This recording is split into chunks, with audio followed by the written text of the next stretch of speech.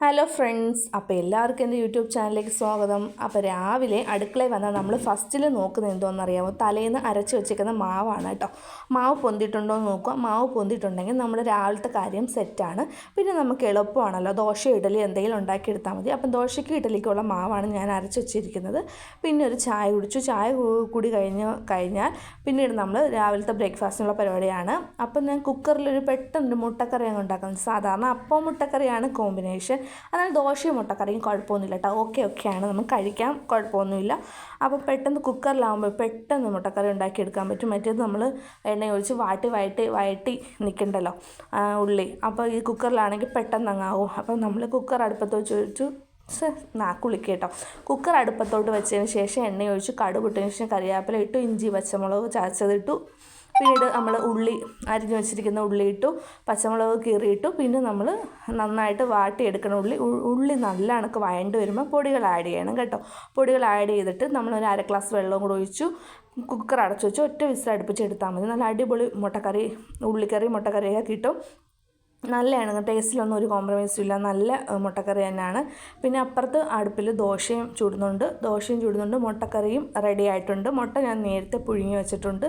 അപ്പോൾ ദോശ ഇഡലിയൊക്കെ ആണെങ്കിൽ നമുക്ക് എളുപ്പമാണ് ഉണ്ടാക്കിയെടുക്കാൻ, ഒരു പാടൊന്നുമില്ല കേട്ടോ. കുട്ടികൾക്ക് ഇഷ്ടവുമാണ്. പിന്നീട് നമ്മുടെ അടുത്ത പരിപാടിയാണെങ്കിൽ അരി അങ്ങിടാന്ന് വെച്ചു. ഇന്ന് റൈസ് കുക്കറിൽ അരി ഇടാമെന്ന് വെച്ചു. അങ്ങനെ ചോറ് റെഡിയായി റൈസ് കുക്കറിലോട്ട് എടുത്ത് വെച്ചു. ഇന്ന് ഫുള്ള് വെള്ളിയാണ് കേട്ടോ. നമ്മൾ വിചാരിക്കുന്നതല്ല പറയുന്നത്, എന്തൊക്കെയോ പറയുന്നത്. അതിനുശേഷം ക്ലീനിങ് ആണ്. കുട്ടികളുടെ മുറിയെല്ലാം ഒതുക്കി അടുക്കിപ്പറക്കി ഒതുക്കി, പിന്നെ തൂത്തുവാരി ക്ലീനിങ് പരിപാടി എല്ലാം കഴിഞ്ഞ് അതുവരെ വളരെ ക്ലിയറായിട്ടാണ് പോയിട്ടോ. പിന്നീട് നമ്മൾ പ്ലാൻ ചേഞ്ച് ചെയ്തു.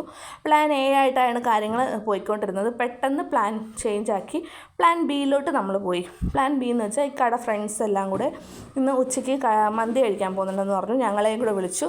പിന്നെ ഞങ്ങൾ പ്ലാൻ ബിയിലോട്ട് കേൾക്കേണ്ട താമസം ദാണ്ട് ഞങ്ങൾ വണ്ടി എടുത്തുകൊണ്ട് മന്തി കഴിക്കാൻ പോയി. നമ്മളിന്ന് മന്തി കഴിക്കാൻ പോയത് എവിടെയാണെന്ന് പറയുമ്പോൾ കൊട്ടാരക്കര സഹറൽ മന്തിയിലാണ് മന്തി കഴിക്കാൻ പോയത്. അവിടുത്തെ മന്തി നല്ലതാണെന്ന് ഒരു അഭിപ്രായം ഇവിടെ ഫ്രണ്ട്സിൻ്റെ ഇടയിൽ പറയുന്നുണ്ട്. നമുക്കൊന്ന് കഴിച്ചു നോക്കാം. മന്തിയും നമ്മൾ അതുവഴിയാണ് കേട്ടോ. നമ്മൾ